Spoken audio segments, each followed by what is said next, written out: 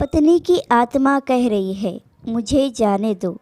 अगर पत्नी है तो दुनिया में सब कुछ है। राजा की तरह जीने और आज दुनिया में अपना सर ऊंचा रखने के लिए अपनी पत्नी का शुक्रिया कीजिए। आपकी सुविधा असुविधा आपके बिना कारण के क्रोध को संभालती है। तुम्हारे सुख से सुखी होती है और तुम्हारे दुख से दुखी। आप रविवार को देर से बिस्तर पर रहते हैं, लेकिन उसका कोई रविवार या त्योहार नहीं होता। चाय लाओ, पानी लाओ, खाना लाओ, ये ऐसा है और वो वैसा है, कब अकल आएगी तुम्हें, ऐसे ताने मारते हो। उसके पास बुद्धि है और केवल उसी के कारण तो आप जीवित हो, वरना दुनिया में आपको कोई भी नहीं पूछेगा। अब ज़रा इस स्थिति को सिर्फ कल्पना करें। एक दिन पत्नी अचानक रात को गुजर जाती है, यानी मर जाती है। घर में रोने की आवाज़ आ रही है। पत्नी का अंतिम दर्शन चल रहा था। उस वक्त पत्नी की आत्मा जाते जाते जो कह रही है उसका वर्णन, मैं अभी जा रही हूँ, अब फिर कभी नहीं मिलेंगे, तो मैं जा रही हूँ। जिस दिन शादी के फेरे लिए थे उस वक्त साथ साथ जिएंगे ऐसा वचन दिया था, पर इस तरह अचानक अकेले जाना पड़ेगा ये मुझको नहीं पता था। मुझे जाने दो। अपने आंगन में अपना शरीर छोड़कर जा रही हूँ। बहुत दर्द हो रहा है मुझे, लेकिन मैं मजबूर हूँ। अब मैं जा रही हूँ। मेरा मन नहीं मान रहा, अब मैं कुछ नहीं कर सकती, मुझे जाने दो। बेटा और बहू रो रहे हैं, देखो। मैं ऐसा नहीं देख सकती और उनको दिलासा भी नहीं दे सकती। पोता बा बाबा कह रहा है, उसे शांत करो, बिल्कुल ध्यान नहीं दे रहे हैं।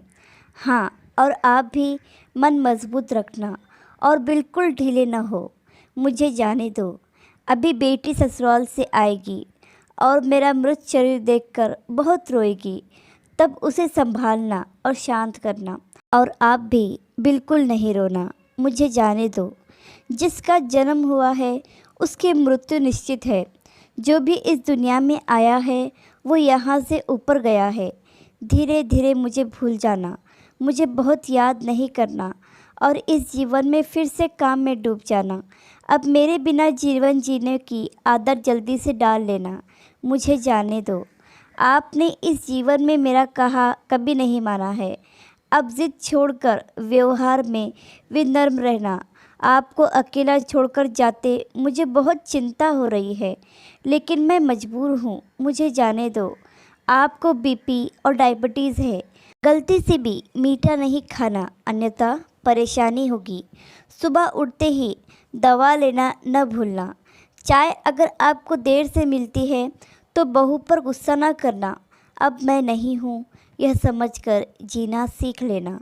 मुझे जाने दो। बेटा और बहू कुछ बोले तो चुपचाप सुन लेना। कभी गुस्सा नहीं करना, हमेशा मुस्कुराते रहना, कभी उदास नहीं होना। मुझे जाने दो। अपने बेटे के साथ खेलना, अपने दोस्तों के साथ समय बिताना। अब थोड़ा धार्मिक जीवन जिए ताकि जीवन को संयमित किया जा सके। अगर मेरी याद आए चुपचाप रो लेना, लेकिन कभी कमज़ोर नहीं होना। मुझे जाने दो। मेरा रुमाल कहाँ है, मेरी चाबी कहाँ है। अब ऐसे चिल्लाना नहीं, सब कुछ ध्यान से रखना और याद रखने की आदत डाल लेना। सुबह और शाम नियमित रूप से दवा ले लेना। अगर बहू भूल जाए तो सामने से याद कर लेना। जो भी खाने को मिले प्यार से खा लेना और गुस्सा नहीं करना। मेरी अनुपस्थिति खलेगी पर कमज़ोर नहीं होना। मुझे जाने दो। बुढ़ापे की छड़ी भूलना नहीं और धीरे धीरे से चलना। यदि बीमार हो गए और बिस्तर में लेट गए तो किसी को भी सेवा करना पसंद नहीं आएगा। मुझे जाने दो। शाम को बिस्तर पर जाने से पहले एक लोटा पानी मांग लेना। प्यास लगे तभी पानी पी लेना। अगर आपको रात को उठना पड़े तो अंधेरे में कुछ लगे नहीं, उसका ध्यान रखना। मुझे जाने दो। शादी के बाद हम बहुत प्यार से रहे। परमेश्वर ने दो फूल जैसे बच्चे दिए। अब उस फूलों की सुगंध मुझे नहीं मिलेगी। मुझे जाने दो। उठो, सुबह हो गई। अब ऐसा कोई नहीं कहेगा। अब अपने आप उठने की आदत डाल देना। किसी की प्रतीक्षा नहीं करना। और हाँ, एक बात तुमसे छुपाई है, मुझे माफ़ कर देना। आपको बिना बताए बाजू की पोस्ट ऑफिस में बचत खाता खुलवाकर 14 लाख रुपए जमा किए हैं। मेरी दादी ने सिखाया था, एक एक रुपये जमा करके कोने में रख दिया। इसमें से 5-5 लाख बहू और बेटी को देना और अपने खाते में 4 लाख रखना आपके लिए। मुझे जाने दो।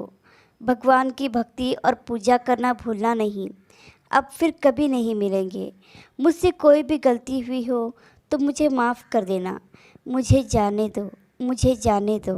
प्यारे दोस्तों, वक्त रहते अपनी पत्नी या अपने पति की कदर करना। ऐसा ना हो कि आपको बाद में पछताना पड़े। आशा करती हूँ कि ये कहानी आपको पसंद आई होगी। कहानी पसंद आए तो लाइक, सब्सक्राइब और शेयर करें। और इस कहानी पर आपकी क्या राय है हमें कमेंट करके ज़रूर बताएं। धन्यवाद।